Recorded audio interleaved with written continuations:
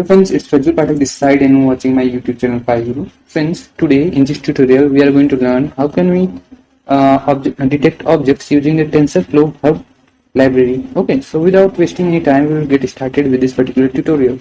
Now for this tutorial, we'll be using a model called the EfficientDet-Lite2 Object Detection model. Okay, so it's already a pre-trained model available in the Tensorflow Hub website. You can either download it or you can directly use it from the website. Okay, so we'll be using this particular model to detect objects in our images. So first of all, let's know a little about Tensorflow Hub library. Basically, it's a package which you can install from the pip pip install Tensorflow Hub. Now it has multiple ready to deploy models which are trained on all kind of data sets to solve this kind of detection problems. Okay, so the one that we'll be using in this tutorial is in the TFLite format. Okay, which is basically made for the TensorFlow package. Now the model name that we are going to use is EfficientDet-Lite2 Object Detection model. Basically it is trained on the COCO 17 datasets and it has 91 different labels. Okay, so you can see here these are the things that are included in this particular model. You can detect a person, bicycle, car, blah blah blah, and around 91 things you can detect using this particular model. Now it's a simple, lightweight model. That's why I am using this for this particular tutorial. Okay. Now the model is available for download too. If you want to download it, you can simply just go to this particular website and download it. I am just going to directly use it from the website. Now for this tutorial, I am going to use the Google Colab. Okay.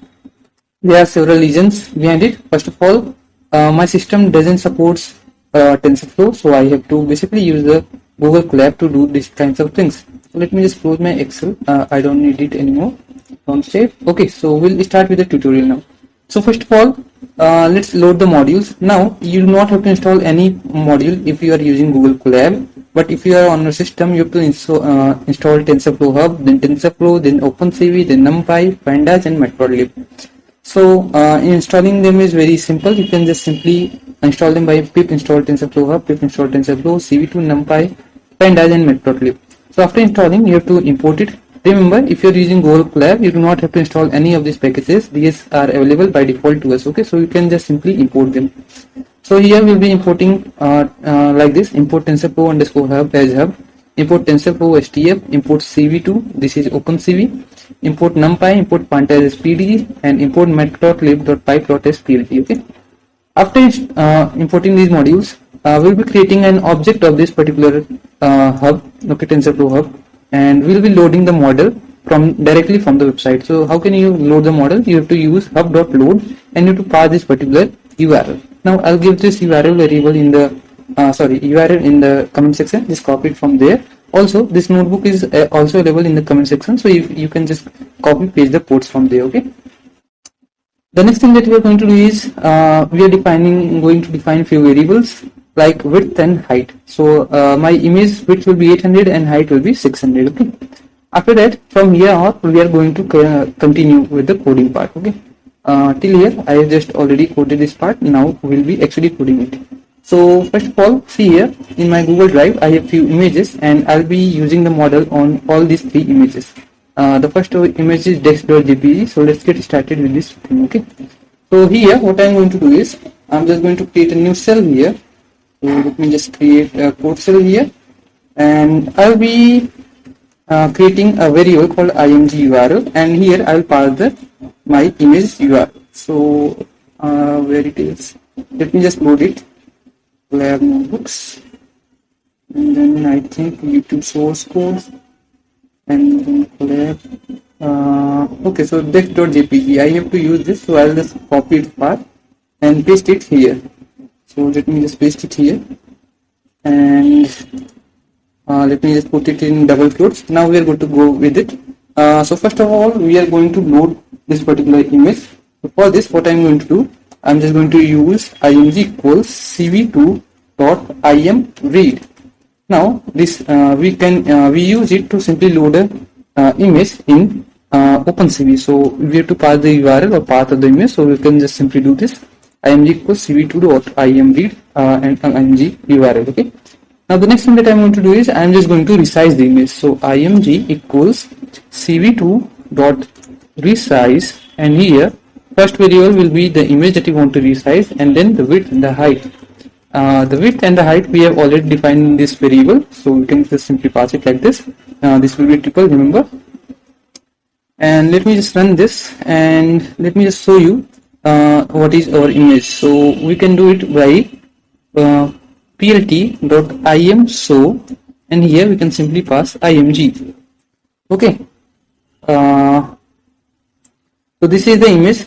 Now it's currently in BGR format, since OpenCV loads an image in BGR format. So what we can do, we can simply convert it into a RGB format. So how to convert it? It's again very easy.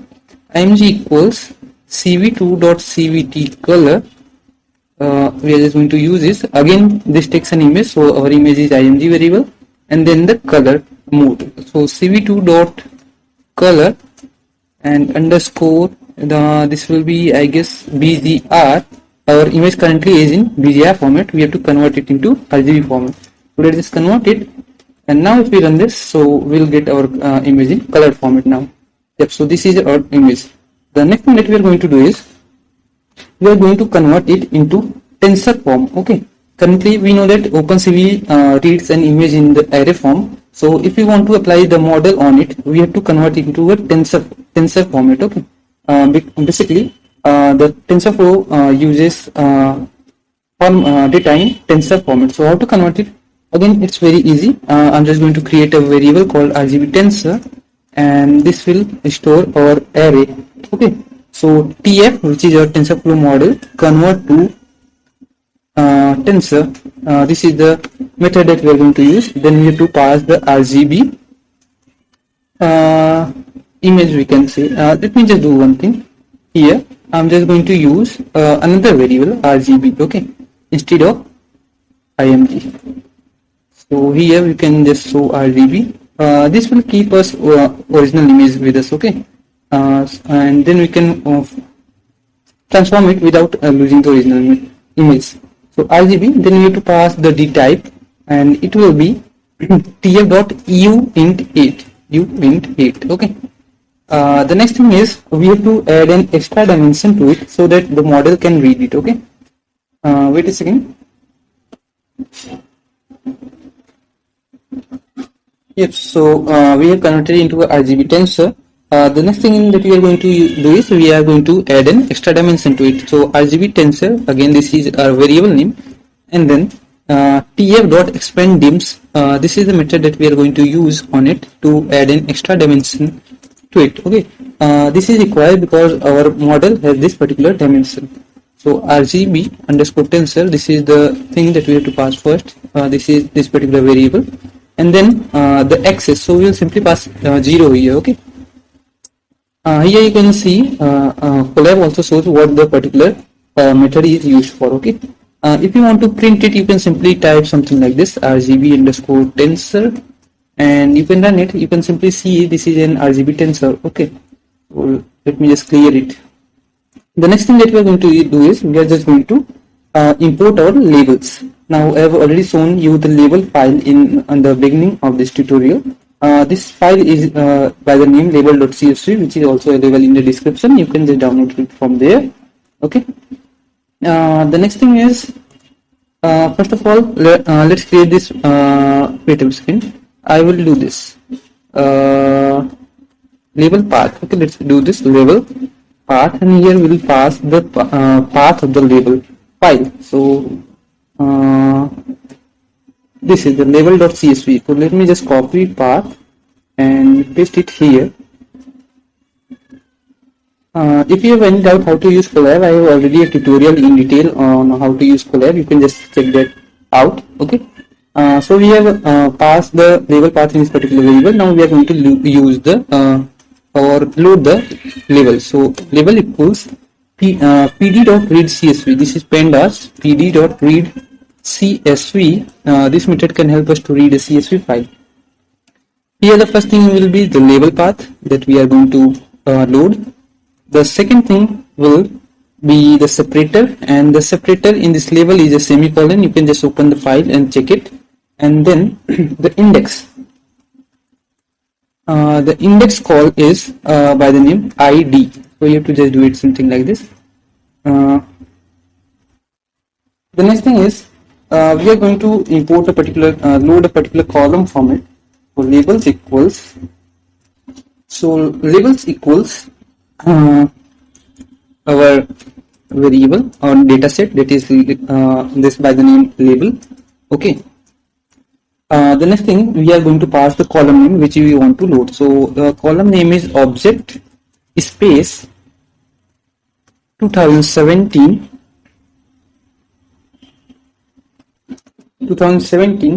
and then rel dot. Okay, so let's just pass it something like this, and then the parenthesis ends here, and finally we can print labels here. Print labels, and we can just run it to see the labels. So these are all the labels that are currently in the CSV file. So after this, what we are going to do is we are just going to detect the objects. So these are all the labels in this particular CSV. These are things that you can detect. Okay. So let's see how can we detect objects. Again, it's very easy. See, the model gives us 4 things. The first one will be the bounding boxes. Then the score, which is actually the probability by which the object matches with the particular label. Okay. Then the classes, which is actually the name of the label, and then the number of detections. So we are just going to use 4 variables here. The boxes, scores, and then the classes, and then the num detection, which is the number of detection. Okay.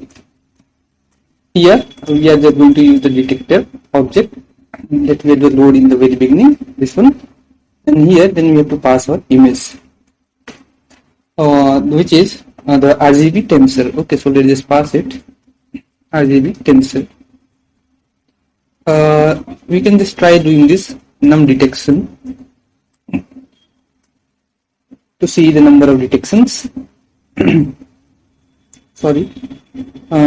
So here the first thing, the next thing that we are going to we are just going to read the labels. We are just going to extract the boxes and then the scopes. Let's see how can we do this.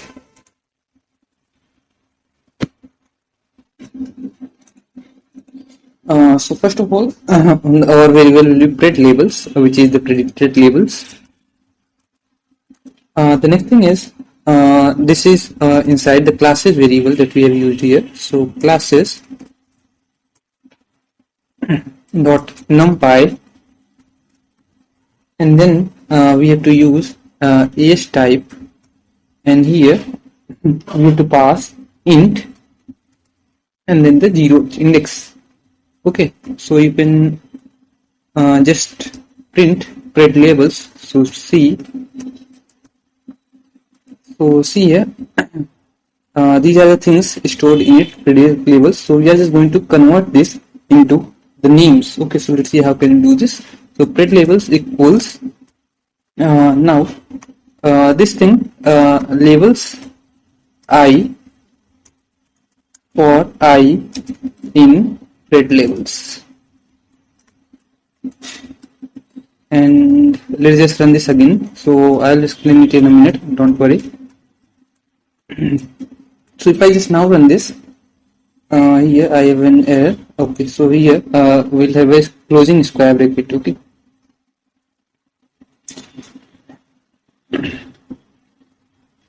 again we have an error here. There's an extra here. Okay, so this time it will work. So these are the things that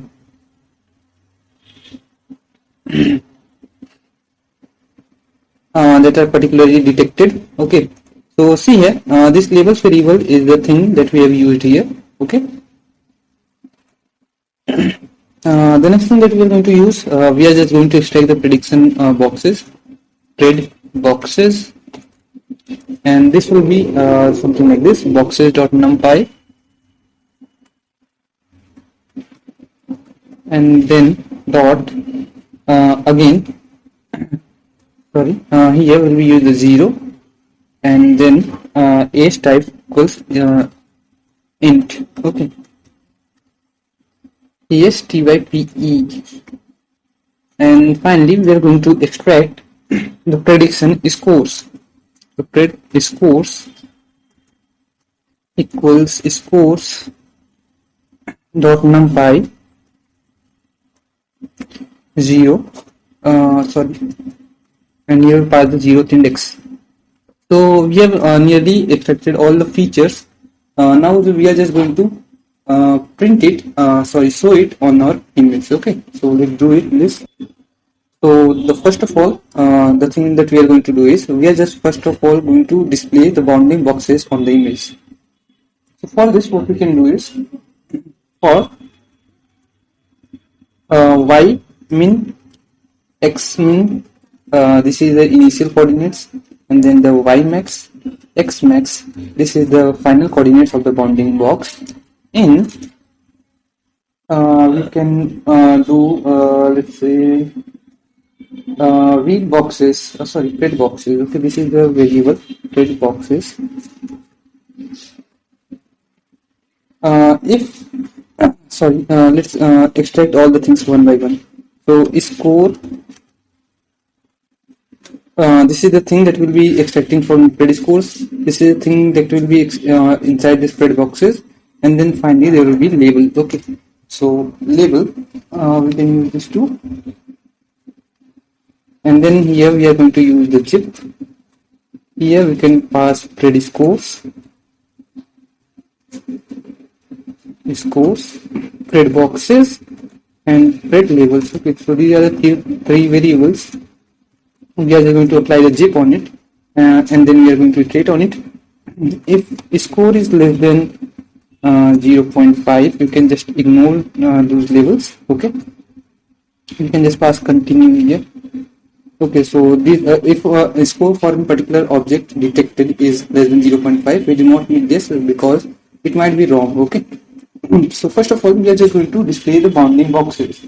So for this, I am going to create a variable called img boxes, and here we are going to use cv2.rectangle.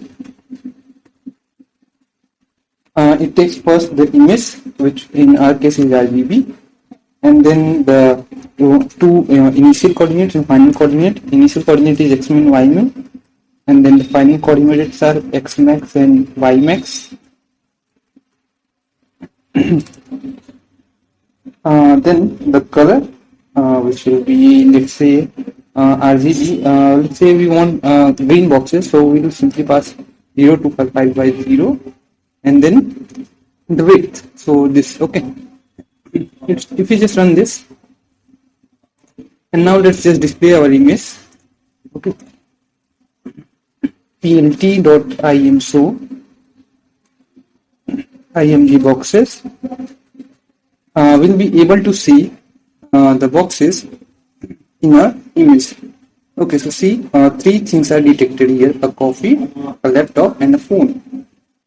So these are the boxes. Now let's just show the labels. Okay, first of all, we will be showing the labels. So for this, we can first of all use we have to create a font variable. Or we can use any font that we want. So cv2.font underscore Hershey's simplex. This one we'll be using, and then we are just going to put the font on our image. So how to do this? cv2.putText. Again, it takes an image. So image is img boxes, and then the text that you want to pass. So we want to pass the label variable, which is here, and then we have to pass the coordinate where we want to put the text. So x min, y min minus 10. Okay, x max, y max minus 10. Basically it will be at the lower left. Okay, and then the font, and then the size of the font, And then the color of the font, I want a red color font, so 255,0,0. And then the line type, thickness, and then the line type will be cv2.line underscore AA, okay, NTLS. So we are just going to run this and then again run this, and this time we will also be able to see the labels. So this is a laptop, this is cuff, this is a cell phone, okay. So particular it has detected successfully. Let me just copy the line, and we are also going to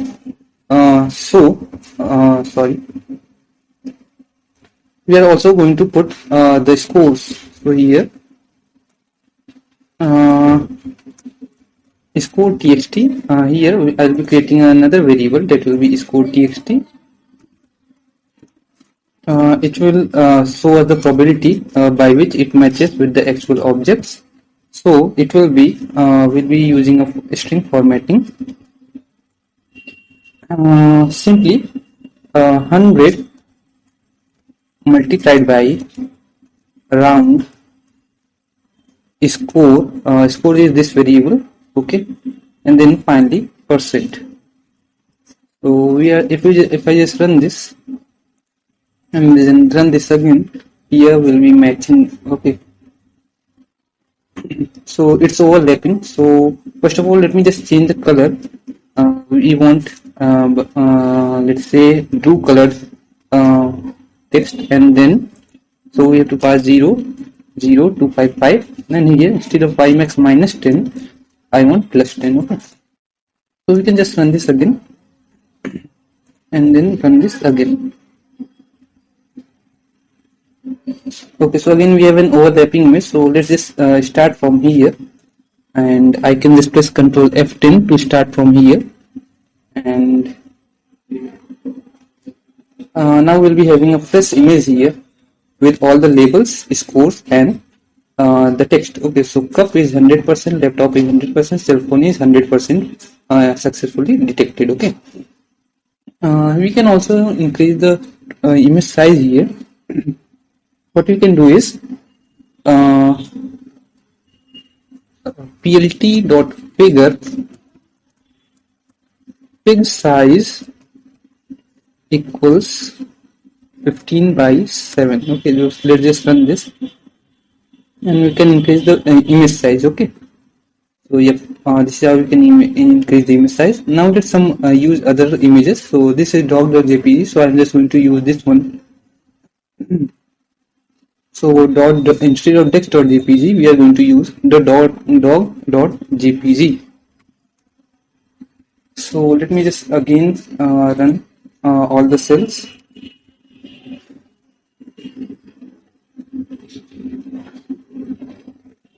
So this is our original image. This is the bicycle detected, this is dot detected, and this is the car detected, okay. Let's use another image which is elephant.jpg.